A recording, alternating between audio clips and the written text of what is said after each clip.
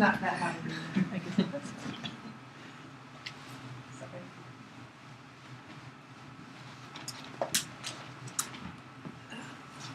One thing that's been exciting for me is coming back as an interim chair.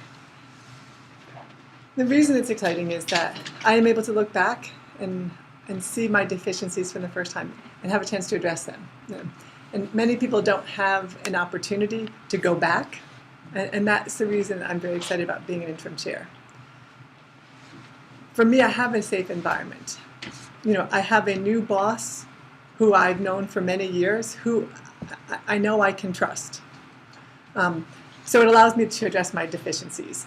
And what I want you to think about now is if you have a safe environment, then that doesn't mean that somebody's there to pick you up every time you fall and that's the end of it. But it does mean that now I'm not looking behind me because I'm not sure what's there.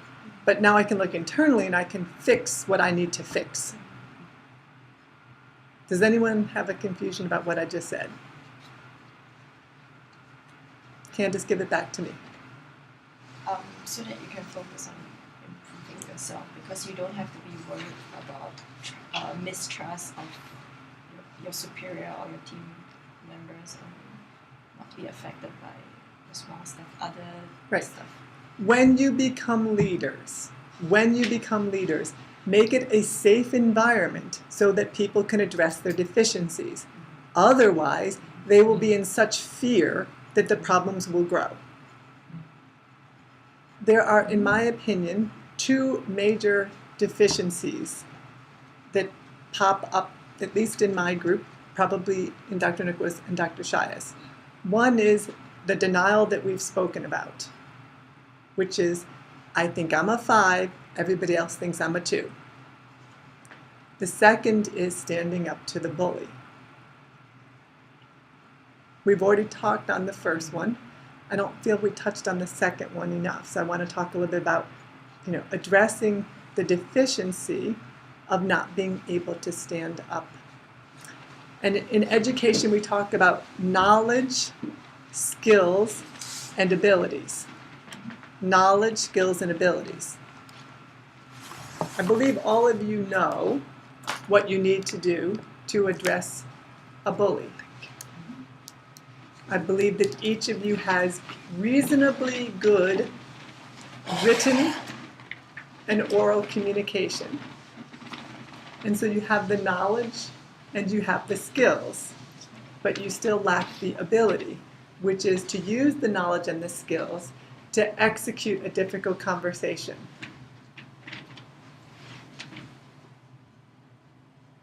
How comfortable are you telling Joe or Cal or Ebenezer or Andanette when they're not stepping up? I'm comfortable to do that. Ebenezer, when was the last time Abdullah came to you and said that you weren't stepping up? Yes, I got come to you and said that. Cal, when was the last time Abdullah came to you and told you to step up? He's never come to me. Joe? Andanette? Through emails. So we go back to the first one. In this case, the evidence suggests that you're living in denial. I have a question. Maybe he didn't have to say that. Right, why didn't he have to? Because he knows that I'll do it for him. Because he knows that I'll do it for him. I'm sorry, but none of you are perfect by any means, nor am I. And he knows that I'll go and do it, and so he's not doing it. That's not teamwork. And I want to make that really clear. Because when you don't step up and deliver, then your boss has to. Why? Because I'm responsible for all of you. And so as the boss, if you don't do it, it comes to me. Shame on me that I keep allowing you not to do it. But that's what it means to handle it. And this is why I'm so excited about new opportunities that I have, is I didn't get it right the first time. Somebody gave me a second chance. And trust me, if you blow the second chance too, shame on me, right? Right? And, I've had the stress. I've had the, how many of you have had that moment? All of us. I've had that moment. And when you're having that moment, talk about fear, doubt, and insecurity. There have been times, literally, when I thought I was going to have to go to the hospital. Literally. There have been times that I thought I was going to have to go to the hospital because I had just, not done what needed to be done so many times that my body finally said to my mind, you can keep doing that. I'm not doing that anymore. I need some rest. Right? And again, this is not to pick on any of you, but it is, in my opinion, the two things we need to work on: denial and learning to have difficult conversations. Ebenezer, how are you going to have a difficult conversation with our partners in the community? How am I going? I can't know how I'm going to have difficulty because I Let me can't say predict. this. Let me say this. If you don't know now and you think you're going to figure it out when it happens, I don't. Yeah. I don't Okay. understand the question. when we are working with our community partners, Right. how are you going to give them difficult news? Oh, okay. Thanks for clarifying that. Did things differently. So I have to be very cognizant of the fact that I need to be clear in whatever I say, and to also be affirmative. Dr. Shah's story really inspired me that irrespective of the resistance I get, especially when I have a deliverable, I should stick to my focus and not allow distractions to make me buy away from that which I'm supposed to do. Can I stop you for a minute? Based upon the way you were just communicating, do you think that the community would have any idea what you're talking about? Probably not. Okay, so bring it down, make it real. How are you going to have difficult conversations with, quote, the community? I'm going to have difficult conversation with community because I know that people see things differently, and community is very heterogeneous in the way they perceive things. So I would encounter difficulty in bringing everybody to a point where we all agree about what we are doing and how we are going to achieve it. Okay, one alternative to consider is, I'm going to build powerful relationships today so that when we have disagreements in the future, we've already created a safe environment for us to speak directly. Right. So my understanding is that's how I'm going to address the problem. You say, how would I encounter a problem in this new project? That was the question. Yes, Not how I'm going to solve it. You just gave a solution to solving the problem that I need to be prepared ahead of time. But the understanding of the question is, how am I going to encounter a problem in this new project? How are you going to deal with it? Oh, How? so how I'm going to Let me okay. just say this, because he made a very, very crucial and important point. Right. And he's going to be developing relationships with the community. Right. So when there's a problem, because we're all working on the project together, when there's a problem, each person needs to know how to address the problem. That's the problem. And what he also said, he's already started to address the problem. Why? Amelia. he means Aurelia, but Oh. Oh. Thank you. Amelia, I mean, just as an example, when we talk about building relationships, well, he has a relationship with her Right. that really stands past a lot of things. Right. So, so many times projects fall apart because of one little fight or one little disagreement. But when you have a strong team, like you have people like Dr. Mullins and Aurelia, Right. who that's a strong relationship. So anything that happens around that, they can always call one another. Right. And the second part of it is each one of you have to know how are you going to deal with those kinds of situations, because they are going to come up. And your number one job is to make sure that that problem doesn't destroy the goal. Right. I get it. so let's stick to this community-based work. Okay. This is a statement, not a question. When you go into the community, you are an outsider. how are you going to become an insider? That's the question. It has to do with my level of comfort. Like if I'm putting out that I'm uncomfortable and I feel like an outsider, then that's the energy that they're going to pick up from me. Is, you know, he obviously doesn't feel like he belongs. Whereas it's something I've struggled with as we've gone out and done the focus groups, and it slowly. I mean, I even got to carry a baby. Like that's a work on it. But yes, but it's versus the first social where I was clearly sitting in my chair going.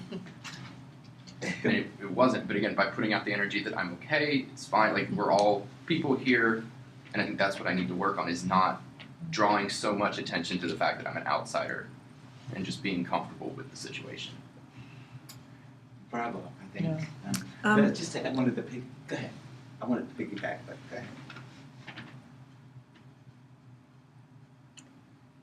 I think that was a glib answer. I know everybody else thought it was good. I thought it was glib. You gave yourself congratulations, which we all do in an uncomfortable situation. Somebody let me hold their baby, therefore I'm an insider. So, right. I'm never going to be an insider. But I'm going to do whatever is necessary to understand your culture as best that I can so that I can serve you. And Now we're getting there. Now we're getting a little bit closer. I think what's let me be more comfortable is not being judgmental. Yeah, of Just when course. someone is saying something, Yes. I'm agreeing, and Yes. even in the back of my mind, I think, whereas at the beginning, I go, oh my God, now I'm going, that's the way it is. Like, that's this fact of life for you. Right.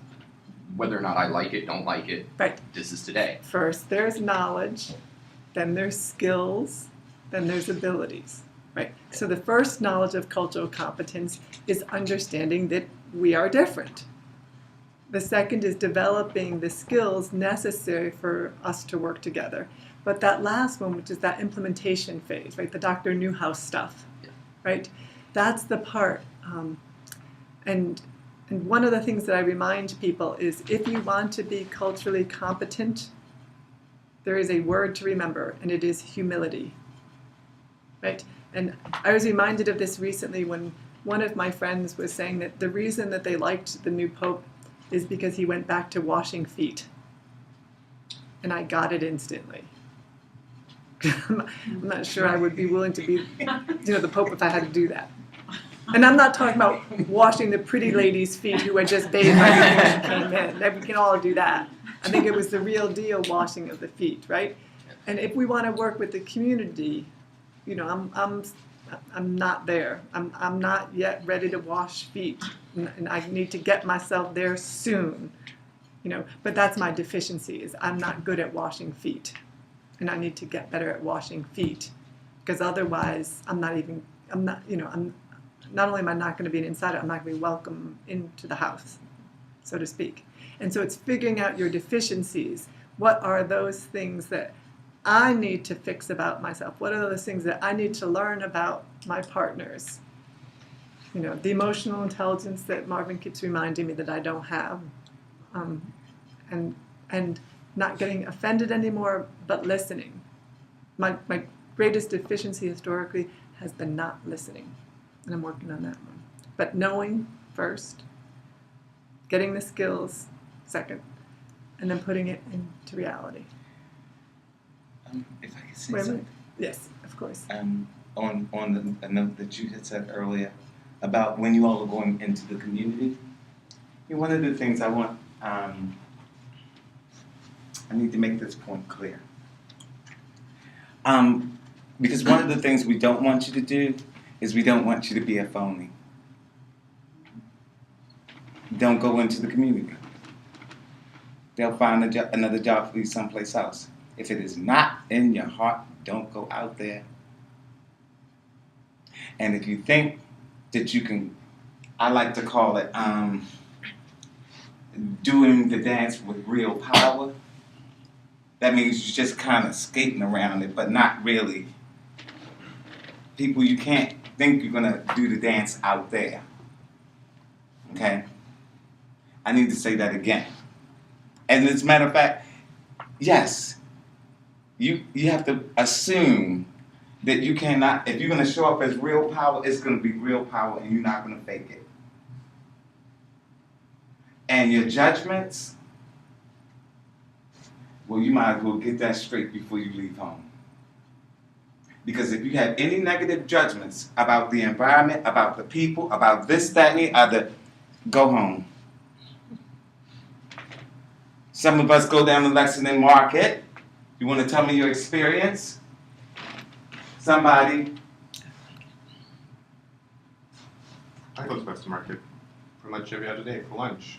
And What is your experience of the people? disadvantaged population, many of them are disabled, but at the same time, even though I feel like an outsider, this is a driving force. You compare yourself to a population that is different than you and keeps you grounded at some point. Very good, very good. But the element that I want to make, and I'm not going to go pulling anybody up, but all I am saying is make sure that your internal conversations are correct about whatever, all people. Because in the final analysis, people can always feel your judgments. You might be able to give an Oscar-winning performance once or twice, but in the final analysis, it's not going to work out for you in the end. No longer do the dance with the real power. Be real power, people. And even if you don't quite make it, at least keep moving in the direction. Thank you. I think one of the most inspirational moments for me this year was an informal one-on-one with Cal. I don't remember what he said, but I remember what I heard, which was, I realized I wasn't as good as I thought I was. And I thought, that takes a lot to say. It really takes a lot to say to your boss. And it really takes a lot to say to your boss right before you're about to take a couple of months off. Right? And I thought, wow, that's insight. Now, the reason it's important that I tell it to you that way is we all know he grew the beard and has the guru moment and all. But this was before he left. This was before he left, not when he had time to think about it. So how did you do that? How did you come to the higher realization in the midst of what had to have been one of the most stressful moments because you were getting ready to leave for 2 months and you knew that if you didn't finish what I needed done before you left, I was not going to be happy. So it's not like this was a fun time for him. So how did you figure it out? I don't know those. Well, let me say this to you. The rest of us had to pitch in for a couple months while you were gone. So figure it out because you better share that with everybody else on the team so we can learn from you. And I think that's an expectation, that you really figure that out. And if you have a skill and an ability to teach others, I don't want you keeping it to yourself. And I understand that sitting here today, you're saying, I don't know because I know how you are. You're a very thoughtful person. But I hope you take that on as an assignment to figure it out and teach the rest of us, because I was very impressed by that. And it would be a shame if you're the only one on the team that has that, because when you leave the team, then the rest of us won't have that without you training us. And I hope that you take that as an inspirational goal, not as a here he goes again, one more assignment. Because that's what it means to be an effective member of the team, which is